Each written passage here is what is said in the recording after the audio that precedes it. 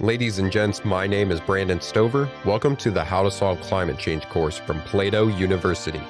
Causes, systems, obstacles, solutions to this global challenge is what you're going to learn here today. When you're ready to learn more skills, join us for free at plato.university. Let's get started with today's lesson.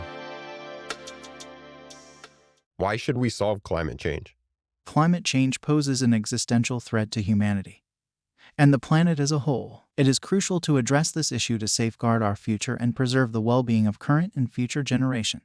Here are some key reasons why we should solve climate change. One reason is protecting human health. Climate change exacerbates heat-related illnesses, air pollution, and the spread of infectious diseases, putting human health at risk. Another reason is preserving ecosystems. Many unique ecosystems and species are under threat due to changing climate conditions. Addressing climate change is vital to protect biodiversity and the services ecosystems provide. We must also think about ensuring food and water security. Climate change disrupts agricultural productivity and water availability, leading to potential food and water shortages in vulnerable regions.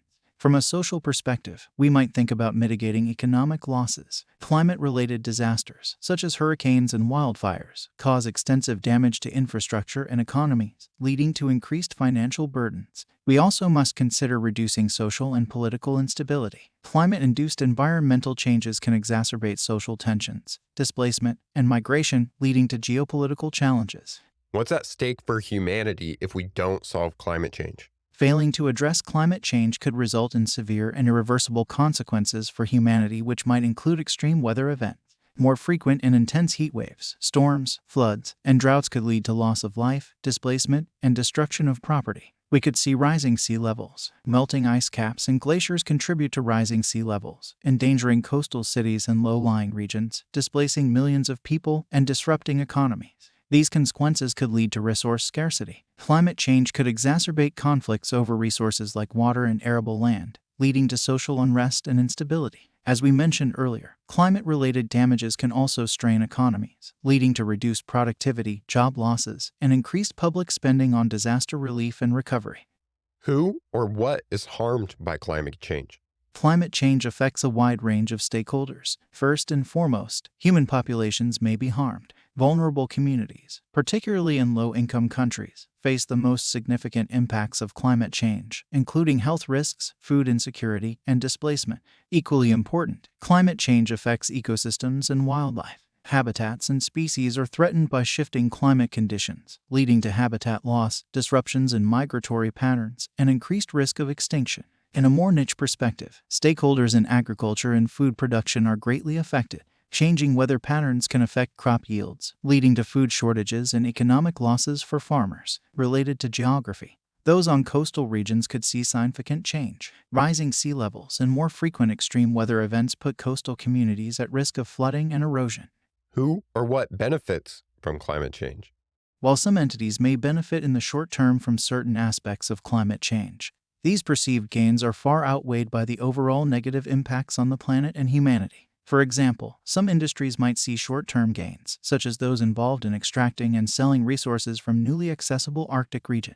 We may also see some regions experiencing a slight boost in plant growth due to higher CO2 concentrations. But this benefit is outweighed by negative impacts. It is essential to understand that any apparent benefits are temporary and localized, and they come at the expense of the overall health and stability of our planet. What is it like to experience climate change? Experiencing climate change can be different depending on where you live and your vulnerability to its impacts. This could include experiencing extreme weather events, living through more frequent and severe hurricanes, floods, droughts, and wildfires. What we already are noticing are shifts in the timing and intensity of seasons, such as warmer winters or early springs. Of course, this is due to rising temperatures, which may mean facing more frequent and intense heat waves, leading to discomfort, health issues, and strain on energy systems. Already mentioned is sea level rise. Coastal residents witnessing increased erosion and flooding, with some areas becoming uninhabitable. And finally, agricultural challenges where farmers are dealing with unpredictable weather patterns, impacting crop yields and livelihoods. How are we going to know if climate change is solved? What's our definition of success here? Climate change is a complex global issue, and its complete resolution is a long-term endeavor. Success in addressing climate change can be measured through several indicators. Our first measure is greenhouse gas emissions. Significant reduction in global GHG emissions to limit global warming to well below 2 degrees Celsius above pre-industrial levels, as set by international agreements like the Paris Agreement. Of course, we are aiming for achieving carbon neutrality or net zero emissions, where the amount of greenhouse gases emitted is balanced by the amount removed from the atmosphere. Our next measurement may be our rate of renewable energy transition, shown through the widespread adoption of renewable energy sources and a decrease in reliance on fossil fuels for energy production. We must also look at adaptation and resilience with implementation of strategies to adapt to the unavoidable impacts of climate change and build resilience in vulnerable communities and ecosystems. Socially, we can look for indications of international cooperation, strong global collaboration, and commitment among nations to tackle climate change collectively. Achieving these goals will require sustained efforts from governments, businesses, communities, and individuals worldwide, working together to create a sustainable and climate-resilient future for generations to come. Thank you for taking the How to Solve Climate Change course. If you want to learn the skills to solve this global challenge, join us for free at plato.university for exclusive content, extra resources, and actionable exercises with every lesson. This course was produced by Plato University, where students turn passions into purpose and learn skills to change the world.